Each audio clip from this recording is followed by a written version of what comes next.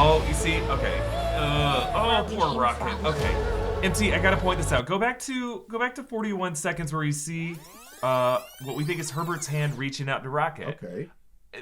There was something here that I meant to point out in the breakdown, but this shot of the hand reaching out this way, every person who's ever trained a puppy or a dog or like worked with animals before, you never reach out like this. You always reach out palm under because this is a threatening gesture to reach out like that. Of course, this baby rodent is like, right? It's traumatized. You have to reach out underhand because that's less of a threatening gesture. Obviously, Herbert Wyndham doesn't care. He's just reaching down like a freaking claw machine at a bowling alley to reach down. That's a good choice by James Gunn to do that. That's like very symbolic. Like, all right, I don't care about you. I'm gonna use you for experimentation by grabbing you the wrong way. I like that. Right, and we see it from the perspective of an animal that's reached out like this. It's kind of just like, ugh, get that hand away from me. No thanks. Right. No thanks.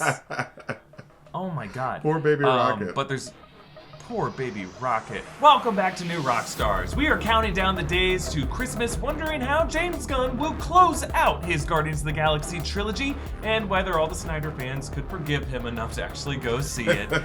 Boo-hoo! Oh man, they took a lot of L's lately, and I'm not upset about it, but because they tend to be a little bit toxic. But I am sad for Henry because he really. I am sad for Henry too. I hope we can get Henry some nice, good role in the MCU. He needs to be an MCU front man at this point. Come home to us in the MCU, Henry Cavill. Yes, come to the MCU, or be Batman secretly. James Gunn cast him as Batman. That'd be great. I wouldn't say no. That'd be such a weird switch. But we're not talking DC today. This is Inside Marvel. It's New Rockstars Weekly Marvel Reaction Show. I'm Erik Voss. I'm here with MT. How you doing, MT? I'm feeling good, man. Guardians of the Galaxy Volume 3 is almost here. I cannot wait. Yeah, and let's talk about it. So, how will Guardians of the Galaxy Volume 3 end this trilogy of the Guardians characters? Because last week, Entertainment Weekly released this interview with James Gunn about Guardians Volume 3 with some interesting tidbits. First, there was this new photo of Peter Quill and Gamora. Let's take a look at it, because you can see, like, Peter Quill is holding that Polaroid that we see Gamora holding in the trailer, and it looks like they're aboard the Bowie. This is on the main Bowie bridge. This also looks like it's part of the shot in the trailer where Peter's just alone on the bridge listening to the Zune, and that Gamora may appear next to him, making me think this might be later in the movie and that Peter may be in like a dark moment in that shot. What do you think? Yeah, I think that like this is like maybe like a moment where Peter realizes that like his Gamora is gone, and like this new Gamora is just like not really the Gamora that like he's grown to know, because like like Thanos threw her off the cliff, and like this is just a variant who doesn't really know Peter and has any of the memories with the Guardians. So it's just like maybe he's just like sad about like, oh man, like I really have to get over Gamora, despite having sort of like the ghost of Gamora sort of hanging around me as a completely different person. Now I'm wondering who's in that Polaroid. They have shown us that Polaroid twice, but not who's actually in the photo. My thinking is that it's like something with like Peter Quill and Gamora, some kind of memory of their relationship with the alternate variant Gamora. Maybe it's a character who died. Maybe it's one of the Guardians who dies in this movie, and they're both like, and it's like a selfie that person took with all of them. That'd be super sad if it was Rocket, and they were just like, oh no. We missed Rocket. Or like Drax or Kraglin or something like that. Or Kraglin. Like, there's a huge chance that Kraglin is going to go in this movie, because Kraglin is Sean Gunn. And like, Sean Gunn usually goes with James Gunn in his projects. And since James Gunn's heading on over to DC, it does seem like, and like James Gunn does like to kill off his friends and family in his projects. It could be Kraglin. Who knows? Yeah. Well, there's some more quotes, really, really interesting quotes from this article. So first, there's an interesting bit about Rocket. And James Gunn said, to me, Rocket has been the secret protagonist of the Guardians movies. From the beginning, it has been rooted in who he is as a character. I think he exemplifies a lot of the traits of all the Guardians. They've all had these traumas, and it brings them together. I just think that his is the more extreme than others. And then he said, on the trilogy as a whole, he said, the amount of good third episodes in a trilogy, I can count them on one hand. Basically, there's the Before Sunrise series, Lord of the Rings, maybe Spider-Man. I assume he's referring to the MCU Spider-Man, but there's just not too many good third ones. And then the article says, so when Gunn started drafting plans for Guardians of the Galaxy Volume 3, the third entry in his candy-colored Marvel space saga, he knew he had his work cut out for him. Writing the script was a long process, far longer than it took him to write the first two Guardians or his recent Suicide Squad, but one he desperately wanted to get right. After all, Gunn says, if you consider the Guardians trilogy as 3 chapters of the same story, then Volume 3, which is out May 5th, 2023, is the climactic final act. Quote, this is the big one. This is where things really happen. This is where we get to know the truth about who these characters are, and we face the biggest stakes. So I want to pause here and ask you, MT, what do we think the big story of the Guardians trilogy is? Is it truly the story of Rocket? I think it is, because like we sort of see from Guardians 1, Guardians 2, and Guardians 3, the story of Rocket being told in the background, I feel, in regards to the High Evolutionary. And this is just like something I think is going to happen in Guardians 3, because like we know that the Guardians own Nowhere. As of the Guardians Holiday Special, and that the Collector felt like he felt the need to sell it because he no longer potentially has any celestial material left to mine from Nowhere. And I think we're going to find from that little hint left in Guardians 1 and the Holiday Special is that the High Evolutionary has taken all the celestial material and like wants to evolve Ego, or like make a celestial as the next step of evolution. And that's why he worked with Rocket. And like that's why Rocket and all these new men are sort of just like experimentations to him trying to be a god, essentially, because that's sort of his character in the comics. He's like, he is this god type figure, and Adam Warlock, his little Jesus son, which is always interesting to see in that original run. But no, I think that what James Gunn means here is that we're going to see Rocket Raccoon being the center of the entire Guardians tale, as we potentially see the High Evolutionary potentially using Nowhere and Ego as the means for whatever his plans are for Guardians 3. Just sort of like bringing everything together, all the little hints that, like all the elements that he's been dropping off in this series for one big thing. But what do you think? Yeah, I think you're right. I think this is the kind of thing that that James Gunn has talked about before, that he always identified the most with Rocket of all the Guardians. And I'm now wondering what traits he's referring to. Like, yeah, there's that sense of trauma, there's that scar tissue, right? I wonder if this movie, because James Gunn has also said in all this press that he's going to talk about, we're going to learn the truth about all of these characters. Right. What does he mean by that? And what I think he means is that we're going to learn that they were all intelligently designed. Now, what do I mean about intelligent design? We've already understood that who the gods are of the Marvel Universe. They're the Celestials, right? And we know that one of them is the actual progeny. 2 of them are the progeny of a Celestial. But I think in some ways we're going to learn how all these characters were crafted in someone's image or in someone's vision board.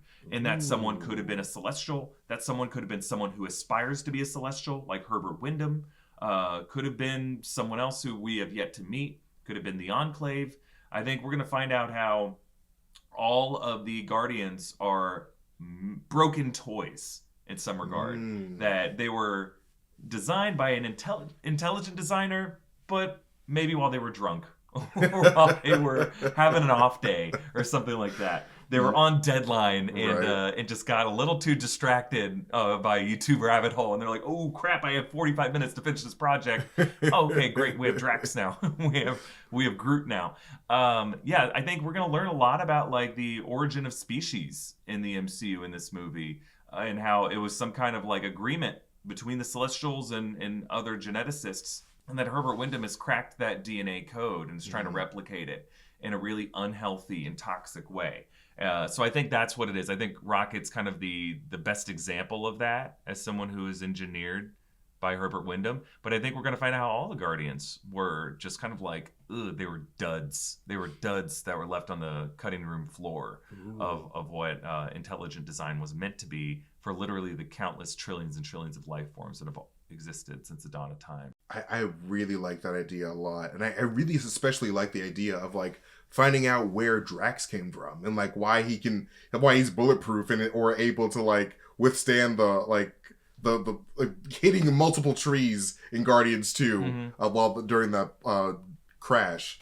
So I'm like, why are you so Diesel? Like, are you part of an experiment? Like, were you meant to be the Destroyer like you were sort of in the comics, this cosmic being? So like, I really hope that they go into that. Yeah, I think that makes the most sense. I mean, obviously, Nebula has been like cybernetically enhanced. Gamora has cybernetic enhanced. I think all of them have like plugs in them somewhere to kind of like fill in the gaps or to enhance themselves. And I think that's kind of been the secret theme of the Guardians movies of like that imperfection and that toiling at oneself and embracing one's flaws and you know, finding a connection through that. But I think that's going to be like the way James Gunn leaves the MCU is with that message of, you know, in a universe where it's an aspirational universe that kind of celebrates perfection. Like, the fact that Thor is a god, and I know that all these characters are also flawed as well. Don't get me wrong, but I'm talking about like it's on the surface, it's something like, you know, Tony Stark celebrates how he's a billionaire, playboy, philanthropist. You know, Captain America was the perfect specimen of a super soldier. I think James Gunn wants to say like, no, that's not what's interesting about these characters. It's the more interesting thing is how like they are a violation of God's plan. And what is those God's Gods apostrophe plan for each of us, and how do the Guardians exemplify you know, flipping off that plan? No, for sure. And like I sort of wanted to do like a solo video on this concept, but like I find it really interesting how we're dealing with Counter Earth in this movie, because like we learned from Eternals that like what makes a planet interesting and valuable on a cosmic scale is having a bunch of intelligent life on that planet. And I feel like maybe we are looking at a scenario here where the High Evolutionary is wanting to use these people as the seeds for a Celestial.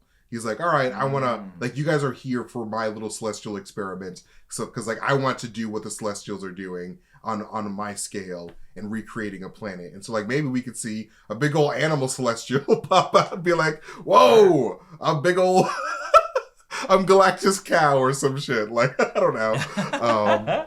Or I would love to see a big old animal. Just big old bova popping out of a planet. Or maybe this would be the MCU's way that they make Galactus. That'd be really interesting, but like I don't think that'd be really fun. Oh, for James Gunn to leave the MCU with Galactus. Yeah, can we get Galactus in the post-credit scene for once? Jesus. That'd be bananas. That'd be bananas. Hey, speaking of Jesus, this next part actually ties directly in with where we think this is going. The character of Adam Warlock. Here's what the article said about him. Volume 3 will also introduce a few new allies and a few new enemies. Will Poulter makes his debut as Adam Warlock, an all-powerful being who is specially created to destroy the Guardians.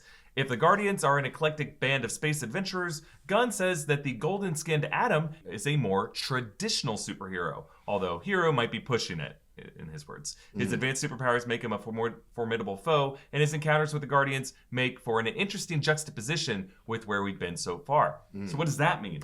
I think by traditional superhero, Adam Warlock is going to be James Gunn's parody of Captain America, of Tony Stark, of Thor. Like, I think he's saying, like, he was created in the image of people like Thor and Captain America, a super soldier who's just kind of bred and designed to do this, and that James Gunn is going to use this character to make fun of that idea of the traditional superhero and show how that's actually a really grotesque way to, and not to say that he's going to diss the MCU, I'm just going to say like the people who idolize that, who kind of miss the point of Captain America and miss the point of Thor and just idolize them as these like bronze gods are actually really misguided, and that's a really, really grotesque way to look at it. No, I would really love if they did that in combination with, you know, like the fact that we know that the Sovereign are these snooty ass people.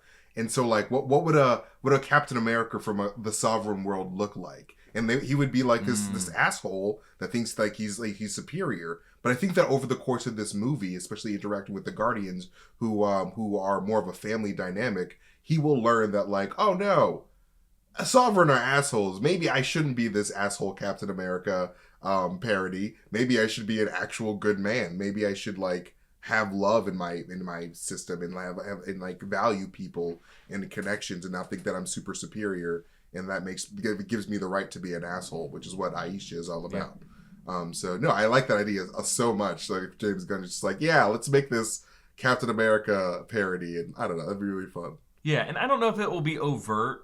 I think it may just be something that, like, a parallel that you and I can, like, read into. Like, in the way that I think this is going to be James Gunn's, like, swan song in the MCU. I think he's really going to use this opportunity to, like, communicate what core values he considers to be the most important in superhero adaptations. Right. And yeah, I think that's what he means by this being the hardest one for him to tell. A quick note also about the music that is brought up in this article. It says, quote, even the music required more effort than usual. Since Peter gained access to a Zune MP3 player at the end of Volume 2, he's no longer limited to 1970s pop hits. As a result, the Volume 3 soundtrack will feature songs from multiple decades. Quote, I worked twice as hard on this soundtrack as I did on both the first two soundtracks combined.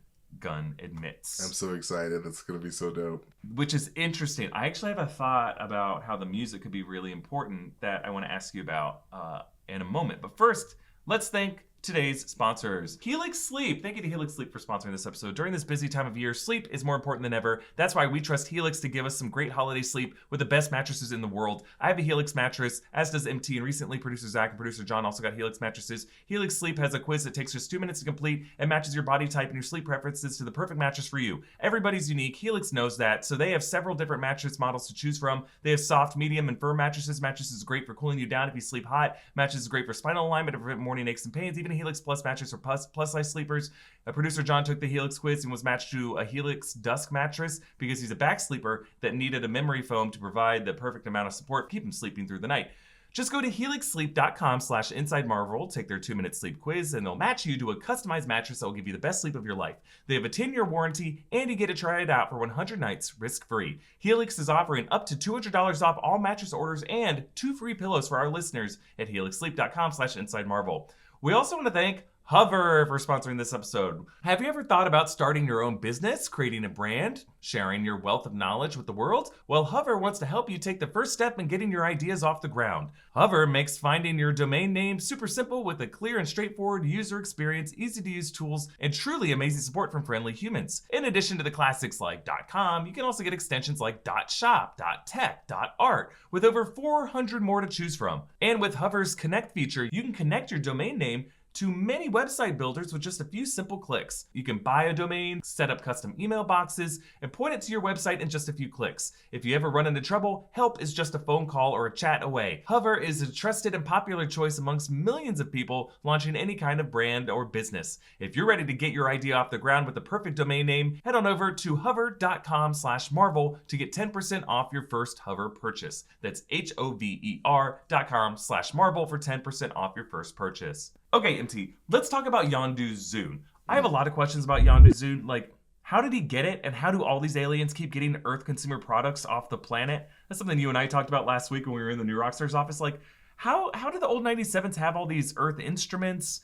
Where did Peter Quill get a Game Boy as well? Like, there seems to be this smuggler supply line of people who keep stealing stuff that we think maybe Nebula's doing when she stole Bucky's arm. She was grabbing a couple other things too. But like, I want to hear your thoughts on that. But just real quick, I think the idea of Yondu's Zune and the fact that they now call the ship the Bowie is going to be really important for Peter Quill's destiny. Because we know Moon Age Daydream was really important to Peter Quill when they first arrived in Nowhere. I think he is going to be like, the Starman at the end of this movie. I think he's going to be alone in a tin can far across the way. And I think he's just going to be a lonely, isolated figure. And I think that's why, I think this music on the Zune is going to be super important. And the music of David Bowie especially is going to be really important in this movie. Oh, yeah, no, I think the music, I mean, in every Guardians movie, the music it plays a central role because, it's sort of it's basically the message that, the Peter's parents have left with him after they've gone, both Meredith and Yondu. And so it's just, as the movie goes on, Volume 2, first Volume 1 and Volume 2, where Meredith, sort of just, speaking to Peter in the background of the movie, basically. In Volume 3, we'll basically be hearing Yondu basically speaking to Peter. But like, no, to the question of like how Yondu gets this Zood, I think that like these Ravagers are just like, they just bounce around from planet to planet, just like visiting. So like, you know, and considering that like he is very close to Peter, I feel like Yondu has made multiple visits to Earth, just like, you know, poking around. And people on Earth, like especially as time has gone on, as more like superhero weird stuff has happened, I feel like people on Earth are just like, all right, Blue Man, whatever. I mean, like someone dressing up in blue isn't all that uncommon. So just be like, oh yeah, are you coming from a convention? You'd be like, sure, whatever. Give me a Zune, please. So I think that like it's just Yondu just being curious. And like now that Earth is like the big planet in town after the events of Endgame, I feel like more and more aliens are just more interested in Earth customs, like we saw in the holiday special. It's like, what is Earth about? Why are they being so weird? Why do they all look like monkeys? Like it's just like it's so weird. So yeah, I think that I like the universe being more curious about Earth. I think that's really fun. Yeah. Like I just like the idea that like the Guardians aren't the only access point, that there's like some other group of like humans or human culture that exist off world that, you know, that could even have been brought through the Skrulls. Because, you know, when Captain Marvel escorted those Skrulls, those refugees, they had a ton of Earth shit that from sneaking back down to the surface, they had like video games and lunchboxes and all this stuff that was hoarded. Yeah, you know, this smuggler chain of all these Earth products, all these Terran goods, could have just come from the Skrulls. You know, their space station, as it was in Earth's orbit for years, had like lots of odds and ends, had video games, had pinball machines, had you know, troll dolls, I think, had a lunchbox with the Fonz on it. So yeah, I think like the Skrulls could have, you know, there's been a Skrull diaspora across the galaxy. I think the Skrulls could have like smuggled these goods around. This is true, and I feel like the broker from Guardians of the Galaxy Volume 1 is just very curious, like very interested in a lot of like things from different planets. So like maybe Yondu just stop by and be like, hey, what you got? And we got a Zood. I don't know. But yeah, I like the idea of the Skrulls for sure, because like the Skrulls, the last time we saw them, like they were off into the universe and like they had a bunch of Earth stuff. So like maybe like they had I don't know, one of them had a Zood or something. I don't know. That'd be really fun. Yeah. So yeah, no, your question before about the singular core narrative through line of the Guardians trilogy, I think that, you know, this is all about love. And it's going to be all about love and family and like how the Guardians made their own family together. And I think that Rocket either is, I know like the trailers wanted to make us seem like Rocket's going to die, but like because of that reason, I feel like Rocket is going to have a happy ending. And we're going to see Rocket start his own family with Lila and potentially Peter becoming a father figure to all these refugees in nowhere, and passing on the mantle of Star-Lord to Mantis and just being like, you know what, I'm done being an adventurer. My story's done, but like you have this whole universe to visit, and like you have basically lived your whole life under Ego's thumb, and like you have no idea what the universe is like. So like go be Star-Lord, and I'll be here and being a father and sort of being the role that like my mother never got to be, and like being a good father that like I've never experienced myself. So like I think it's gonna be all like starting a new family, and it's gonna be all about love, and it's gonna be sad in some respects because Drax will most likely be dying in this one, and but like it'll be sort of like a bittersweet death because like he got a new family through the Guardians after he spent his entire life being angry about the loss of his wife and daughter. And so I think that there'll be peace, and there'll be sort of like like we've sort of achieved what we need to, we've sort of filled the holes that we had at the beginning of the series in our souls with each other. And I think that is what James Gunn is going to end up doing, because that's what James Gunn does the best. He is so good at crafting human stories with a lot of inhuman elements, which is hilarious. And I'm very sad to see him leave the MCU, but he's going to be doing some kick-ass stuff at DC, so it'll be great. Yeah, that's a good sentiment to leave this episode. But I look forward to 2023. There's a lot of fun Marvel shit coming out next year. So it'll be really fun to dive into it. It's gonna be a crazy year, 2023. It's gonna be historical. Oh yeah. So you can follow MT at Mastertainment. You can follow me at EA Voss. Subscribe to Inside Marvel wherever you get your podcasts. Follow New Rockstars. Thank you all so much for watching, and we'll see you next time. Bye, everybody. Bye, guys.